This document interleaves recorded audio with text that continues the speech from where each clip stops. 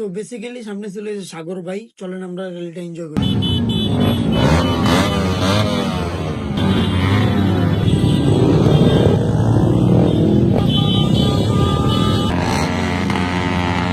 হুট করেই ফাহিম ভাই আর কি গাড়ির রুফে উঠে গেল ছবি তোলার জন্য। ভাই এত জোশ দেখা যেতেছিল, এতগুলো মানুষের মাঝখানে উনি দাঁড়াইছে, আর দেখতে অনেক সুন্দর লাগছে।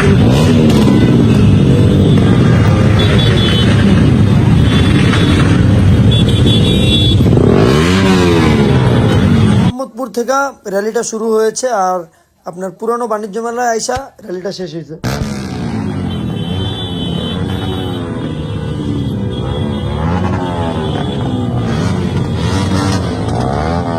মাঠে আসার পরে ভাই বুঝা যায় কত পরিমাণে মানুষ, কি পরিমাণে ক্রাউড। ফার্স্ট টাইম বুঝি নাই, কারণ সব এক রাস্তা দিয়ে গেছে, তো ভাই ফার্স্টে সাইকেল, দেন কার, দেন বাইক, সো বোঝা যায়নি। এখন বোঝা যায়, দেখেন ভাই কত পরিমাণে মানুষ। মাঠে অনেক পরিমাণে ক্রাউড ছিল, সেই কারণে ফাহিম ভাই বাম দিক থেকে গাড়িটা ঢুকাইলো, আর ওনার সাথে সাথে আমরা আর কি চলে গেলাম। আর ভাই মাঠটার ভিতরে অনেক পরিমাণে বালি ছিল, সেই কারণে গাড়িটা আর কি এই সাইড দিয়ে ঢুকাইছে।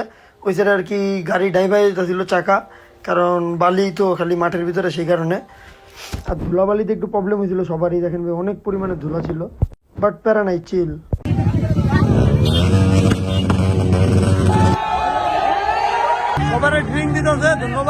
এই র্যালিটায় যাওয়ার পরে আমি কিন্তু অনেক ভালোবাসার মানুষ পেয়েছি, তারা অনেক ছবি টবি তুলছে, অনেক ভালো ব্যবহার করছে, আমার কাছে ভালো লাগছে জিনিসটা। অনেক অনেক শর্ট র্যালি ছিল, এটাই অনেক ভালো হয়েছে আর কি।